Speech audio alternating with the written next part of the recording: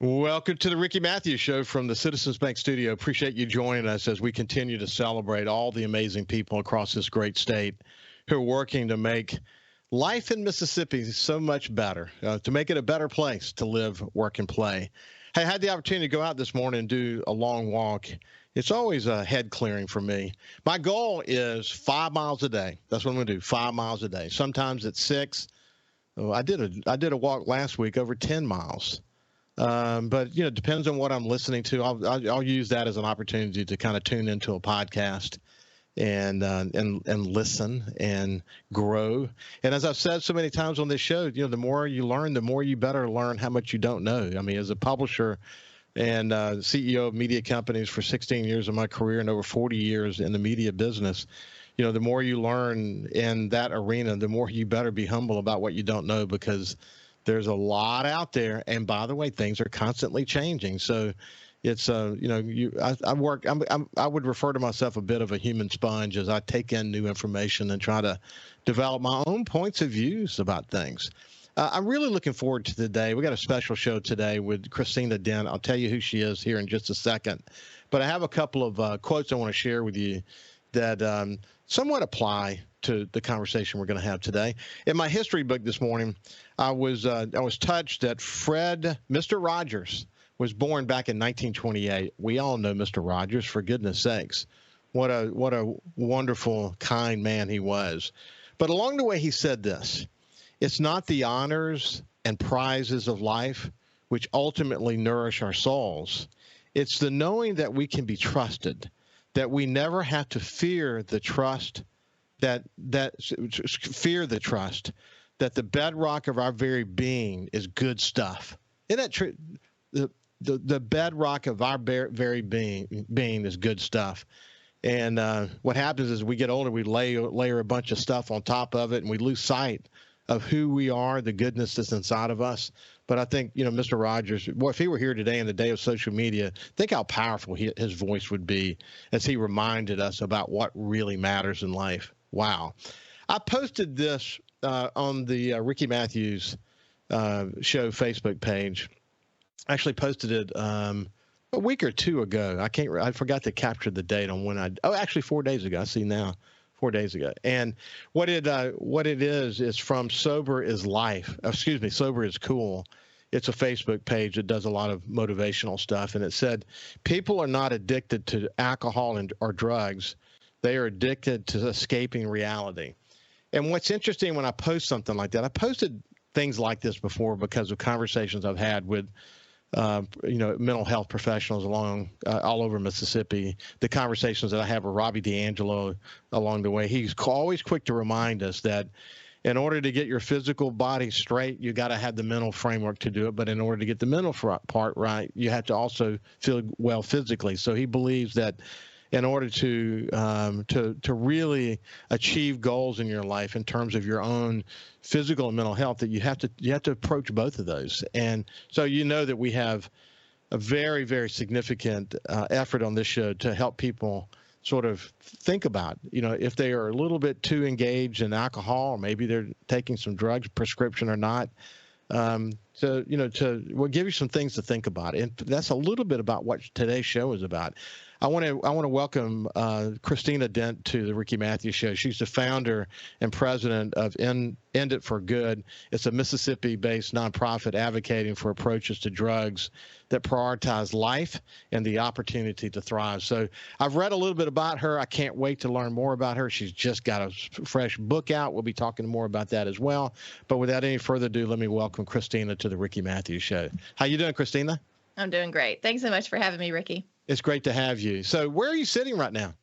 I'm in Ridgeland. I have never moved out of the Jackson metro area. Grew up in West Jackson, went to college at Belhaven University, met my husband there. We just celebrated 19 years of marriage yesterday, and here we are, still here. Oh, wow. That's cool. It's something to be said for being home. I came to coastal Mississippi when I was 4. So I was born in Birmingham, lived in Mobile and Pensacola for a short period of time, and then moved to the coast. I consider myself a native, and two of my sisters were one sister was born here, and I have two other sisters, but we all call this place home. We'll claim you. We'll claim you. You can say that. Yeah, well, listen, throughout my career, I had many, many opportunities to leave. In fact, I'll tell you an interesting story. Once I was I was developing in leadership development at the Sun Herald, and I was asked to be on a re-engineering team for Knight Ridder, 26,000 employees, 31 companies, and there were 12 of us selected across the company to be on this re-engineering team. And I said, I'd love to do it. After obviously, going home and talking to my wife about it, I felt like it might actually be the opportunity I needed. I had to take the risk. If I was going to go, if I had the opportunity to be a publisher of the Sun Herald, I knew there were a lot of people in those 26,000 employees of our company that were in line, that in order for me to sort of get my stock to rise, I had to be willing to take some risks. So I knew if I did this, I was either going to blow it or create an opportunity for myself. And so that's what I did. But over a 2.5-year period, Christina, I flew 650,000 frequent flyer miles. I commuted weekly to Philadelphia, Pennsylvania for 6.5 months, and then to Miami for a year, going 52 out of 53 weeks. I was home every weekend. We had babies during that time. It was a crazy, crazy time for my family. But I just wasn't willing to. The base station was always going to be here. Later in my career, when I went to work for Advanced Condé Nast, I always kept a base station here, even when I was in Alabama and Louisiana, and then had regional responsibilities. I always kept the base station. I love Mississippi. Place. Is there a better place on earth? I don't know. This is this is a great place. My favorite place to be is on my back patio at our house, just enjoying the trees, the birds, the weather. Even though the weather's crazy in Mississippi, it's up and down all the time, but I love it here. Well, listeners raising my who family are hearing here. you say that, who follow this show closely, they know this about me, that either on my personal Facebook page or on the Ricky Matthews Show Facebook page, I go back on our back deck. We live on the water on Biloxi Bay and take pictures of the sunrise or the sunsets. And I'm kind of known for myself. I get up early in the morning. I'm an early riser. I go to bed early, but I get up early. And I do a lot of reading and thinking and all that early in the mornings. But I love to go out on the deck just as the sun's starting to kind of break over the horizon. And I take a picture. And people engage it. People love that. They want to engage in that. They love the beauty of this place, Yeah. And no sunrise or sunset's the same. That's for sure. So I'm looking forward to kind of telling your story. If you were to, just ride a, 2-floor elevator ride with someone and they said, what do you do, Christina Dent? What do you tell them? I tell them that I work for a nonprofit called End It for Good. We work to shift our approach to drugs and addiction from a criminal justice approach towards a health-centered approach. That takes lots of different forms. It's a really complex issue. Like you said, we've got to be open to learning and growing and rethinking some things. But really that shift on all aspects towards how can we reduce harm and how can we move in a health-centered direction that really helps solve these really complex problems rather than perpetuating the problem or even sometimes making it worse. Well, did some type of drug or alcohol abuse touch you at some point that gave you a clarion call to contribute to humanity in this way? So I got through most of my life without being significantly touched. I didn't use drugs in high school or college. My college degree is in Bible. I just didn't have any interest. I wasn't drinking in high school or college. I just didn't, that did not interest me. And so I got married straight out of college. My husband and I have 3 sons. And I kept kind of on that track. I didn't enjoy even alcohol, much less anything that might be illegal.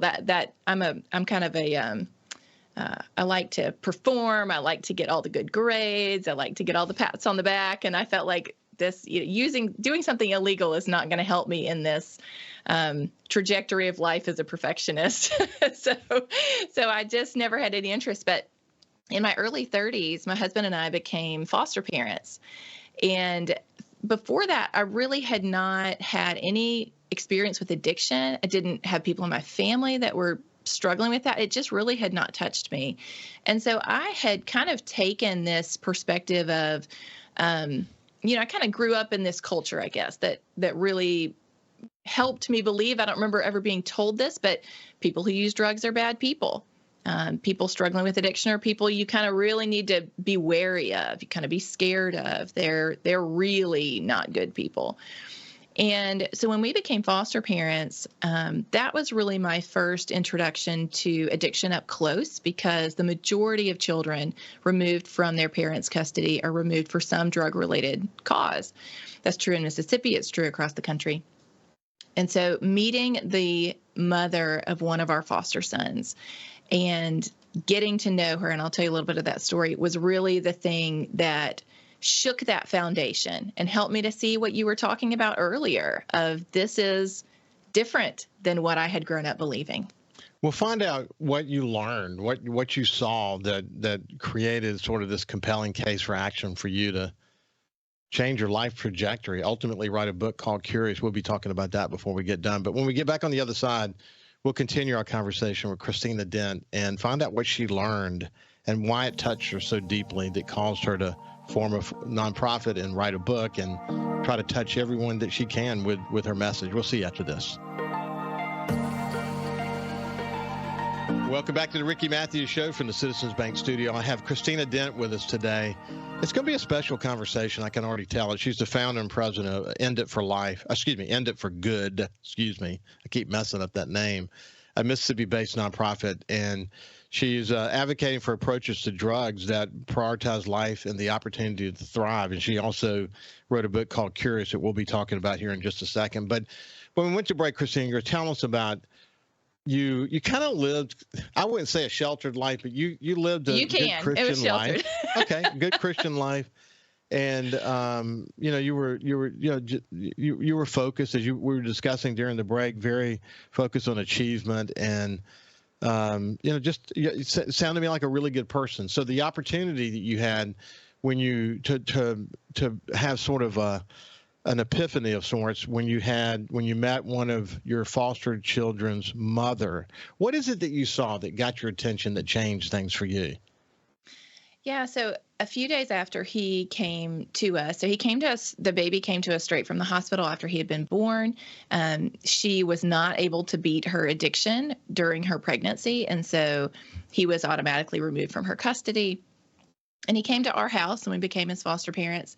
And a few days later, I was going to take him to have his first visit with her at the local child welfare office. So I loaded all my kids up in the car, and we drove up there. Parked and got out. And as I turn around with his car seat, I see this woman running across the parking lot towards me, and she's weeping. And she runs over and just starts kissing and talking to this tiny little, he was a preemie, so little tiny baby, as I'm holding his car seat. And to me, I think, this is not really what I was expecting. This goes against kind of all of this history of what I've picked up from the broader culture about people who use drugs. Certainly mothers who would be using drugs while they were pregnant. I mean, kind of on the hierarchy of stigma, that's pretty highly stigmatized because it can be really detrimental. And so we went in, and she had her 1 hour visitation with her son. I came back to pick him up after that, and I walked into the visitation room. It's this little tiny box. I mean, it could fit one couch along a wall. That was all the size it was for them. And she's sitting in the corner of that room on this couch, and Beckham is sleeping on her shoulder. Her name is Joanne. Beckham is sleeping on Joanne's shoulder.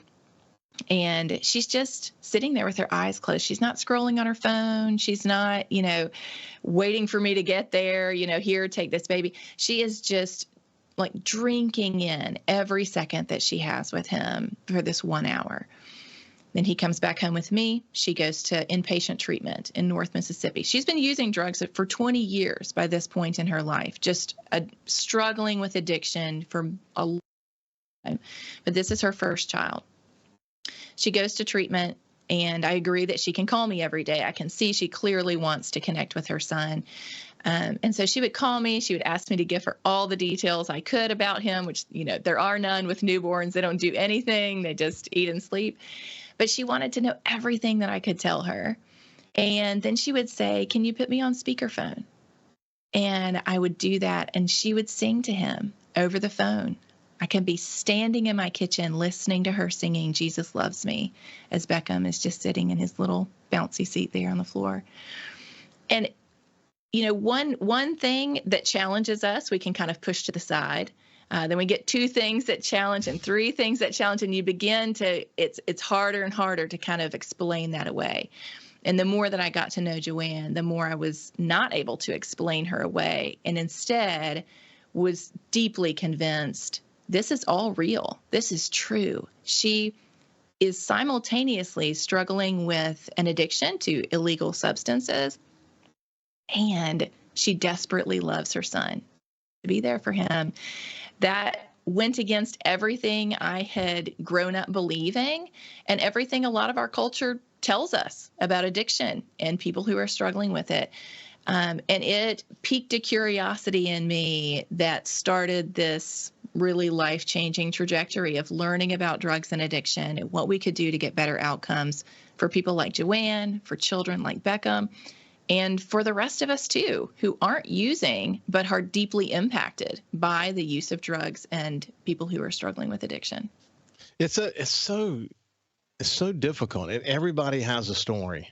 I often say on the show that you really never know what someone's going through. The most seemingly cool and collected people can be just tortured on the inside for a number of reasons, and obviously some of that being some type of addiction.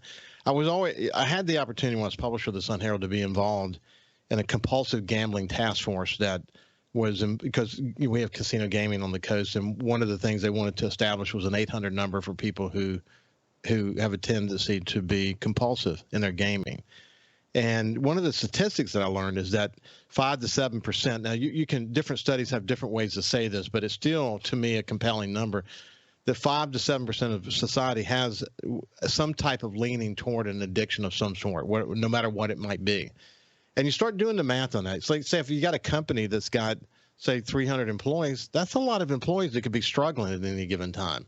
If you look at your neighborhood and think how many people live in your neighborhood, and you think, if you just apply that percentage, you say, gosh, just in my small neighborhood, there are a few people in my neighborhood that are probably struggling in one way or another.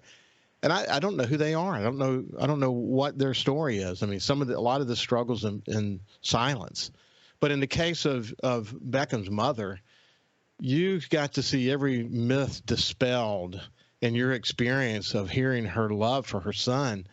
And just because someone has a leaning toward addiction doesn't mean they don't have goals and dreams and love and want happiness and all the things that come with that. And you saw that. I mean, it was so powerful to you that it really kind of changed the trajectory of your life, didn't it? Yeah, it really got me beginning to rethink, because I simultaneously had this kind of epiphany is a good word for it, about, wow, I have really radically misunderstood this. And I tell a lot more of that story in my book, Curious, Joanne's backstory, a lot more of that story, what it was like to bring Beckham back to her when he rejoined her, and just the incredible way that touched me. But part of that learning journey that started at that moment was trying to reconcile what I knew was also happening to people like Joanne, because I saw it happening with other foster families and the children they were fostering, where parents were arrested and incarcerated for the same thing that Joanne was struggling with. And so I really started wrestling with that. Wait a second. If I can see that Joanne she needs help. She doesn't need handcuffs. That's not going to help her overcome this. It's not a lack of desire on her part to be free.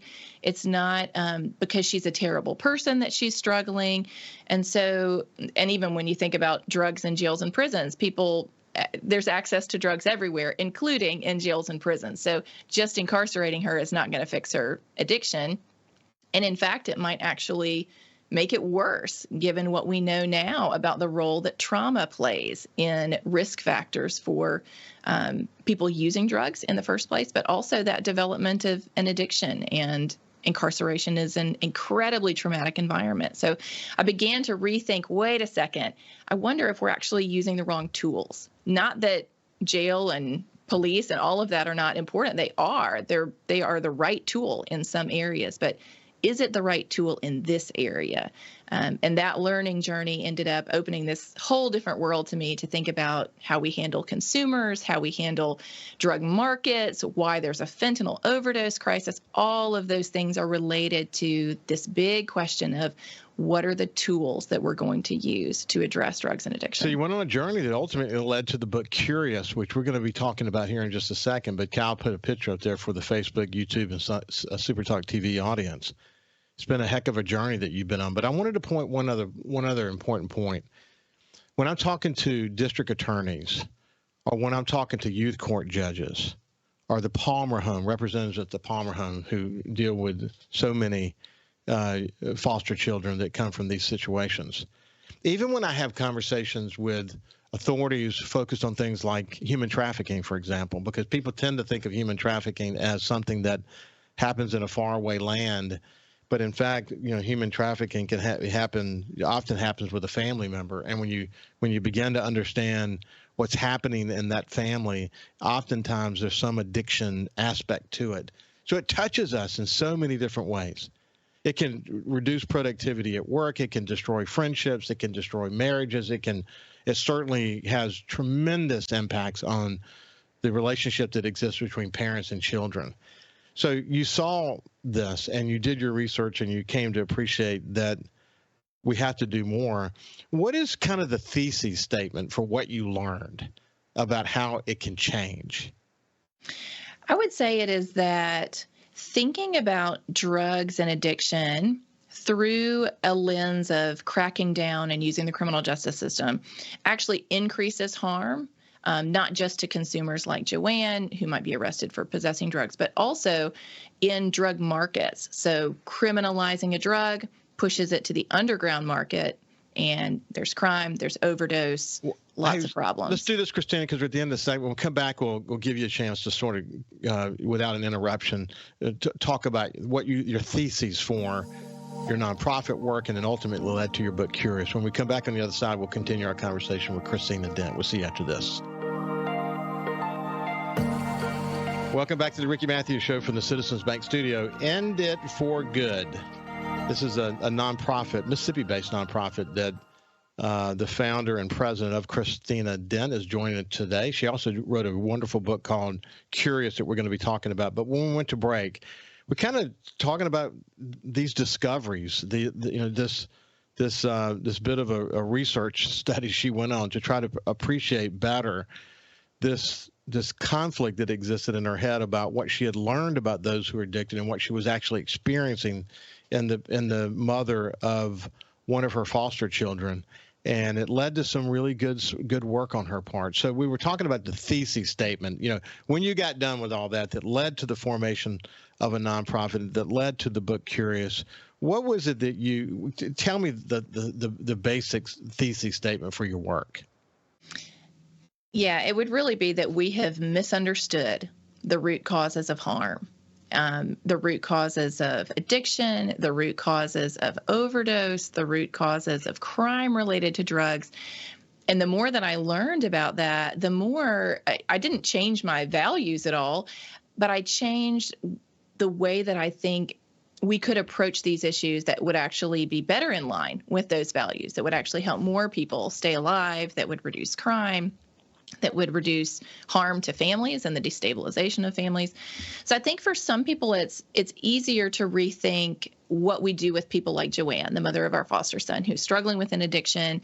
Many families have been through the criminal justice system. They've seen that hasn't stopped their child's addiction, let's say. But when we move over to this question about the overdose crisis, we have fentanyl that's in all the drugs on the street, basically. And people are dying at just unbelievable numbers about it. This is shocking. If we don't do anything differently, we will lose over 1 million people to preventable drug overdose in the next 10 years. 10 years alone, 1 million people. So we've got to really dig deep, not just on knee-jerk reactions to fentanyl, but why do we have it? How can we solve that problem? And as I dug into that, I began to learn about the economics of a drug market. So if you can't sell a drug legally and you criminalize it, it pushes it underground. It doesn't go away, kind of like during alcohol prohibition. Alcohol didn't go away. It moved to the Al Capones of the world who were making millions of dollars, committing a lot of crime and violence because they were still wanting to sell alcohol. There was still money to be made. And that has happened with other drugs today. They're readily available. They're sold in every town in the state on this underground market. And one of the features of an underground market is that there's no quality control. So you have only people breaking the law who are selling the drugs and making the money, and you don't have any way to monitor what they're selling. And the incentive is to sell really high potency drugs because they're easier to smuggle.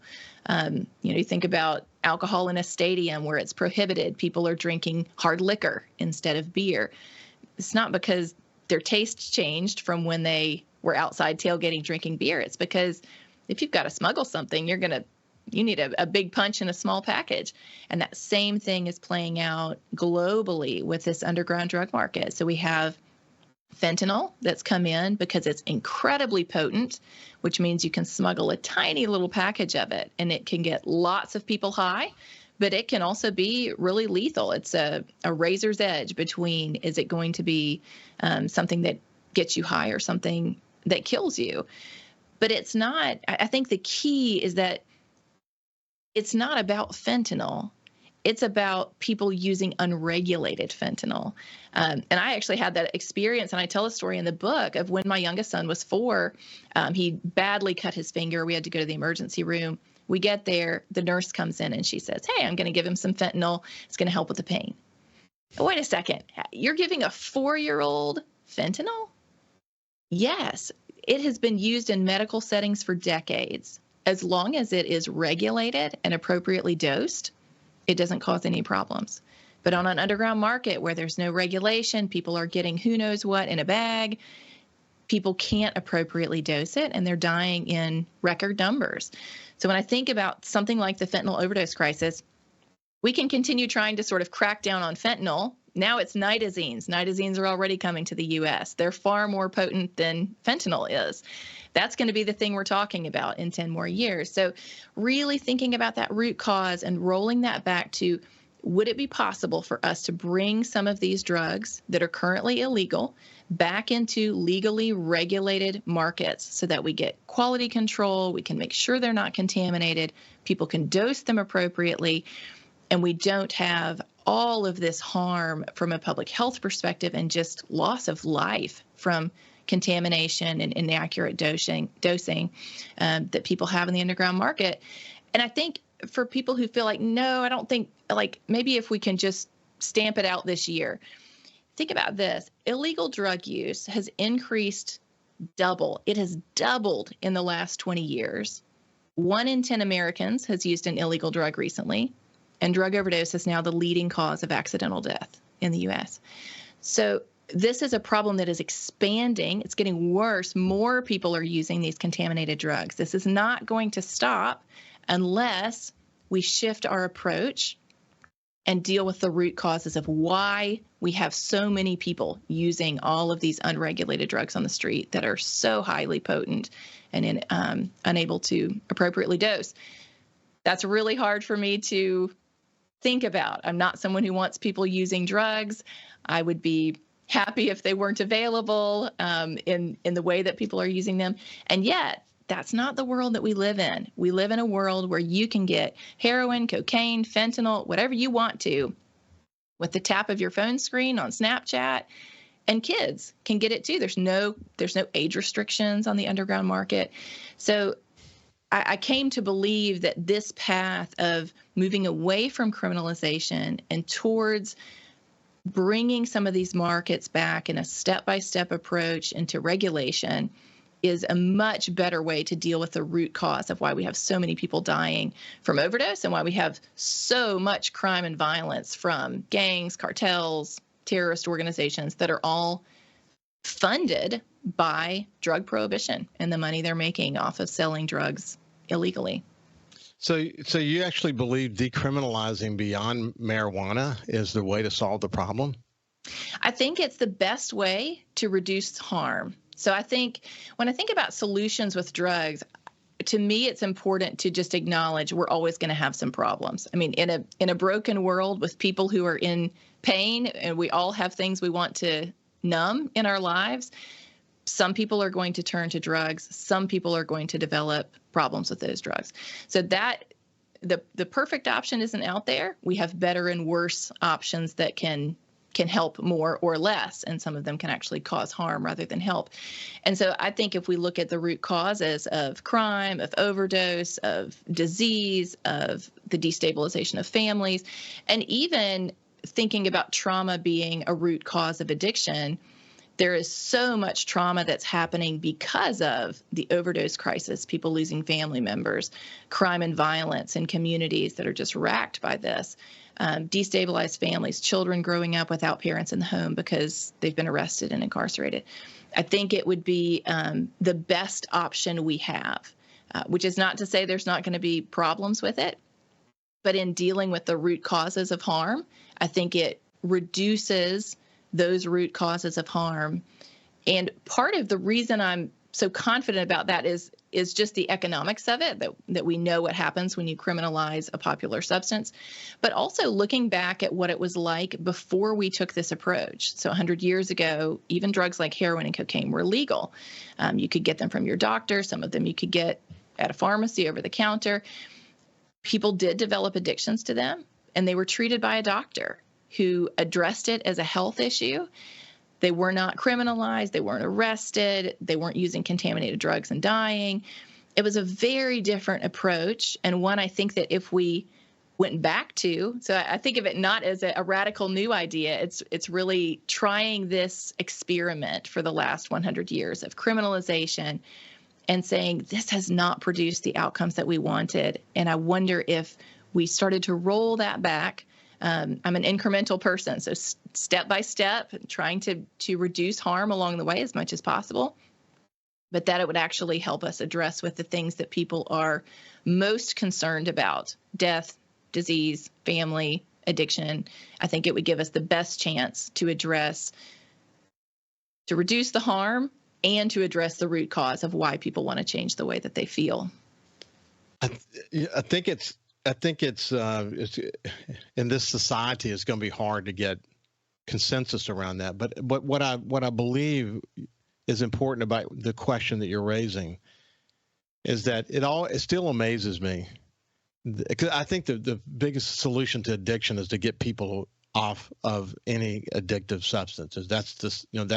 I know one guy on the coast that is celebrated here. He went through rehab over 30 times before, but then he ultimately came through. So just the point of never giving up, Yes. The important question that you're raising, I'm not sure that I agree with your approach, but the important question that you're raising is that our kids and others are trusting others that dosing is going to be correct. And as a result of that, we are killing so many people. It's because of the underground approach to it. And that's the important question that you raise, in my view. When we come back on the other side, though, I'm curious, what do you do about a struggling loved one with addiction? What has she learned about that? We'll see you after this break. Welcome back to the Ricky Matthews Show. We're talking with Christina Dent. A somewhat provocative conversation about the drug abuse scenario, especially around dosing and how that's killing people. She is founder and president of End It for Good. It's a Mississippi-based nonprofit advocating for approaches for two drugs that prioritize life and the opportunity to thrive. I want to get to your book about cures, but real quick, if someone is struggling with a family member who is struggling with addiction, what have you learned on your journey that you could give to them in terms of advice? One of the best resources out there is called CRAFT, stands for Community Reinforcement and Family Training. It's an evidence-based approach for the family members of people who are struggling with addiction or a loved one of some sort. And it's actually free for all Mississippians. Currently, there's grant funding for this. You can go to alliesinrecovery.net. So there's a grant in Mississippi that has partnered with Allies in Recovery to offer this free to every Mississippi citizen. You can go to alliesinrecovery.net and put your zip code in, the promo code. You can get free access. They have training in CRAFT, how to learn the tools of it, how to approach your loved one, and it actually has been shown to increase the chances that your loved one will get treatment. So it's not just how do you stay sane in all the chaos. It's actually how do you get in the game? How can you approach your loved one in a way that increases the likelihood that they are going to make a decision that's going to improve their life? So highly encourage families to take part in that, to go to alliesinrecovery.net and check that out. It's really an amazing program. The people there are incredible. There's support groups for you. It's all online. You can do it from anywhere.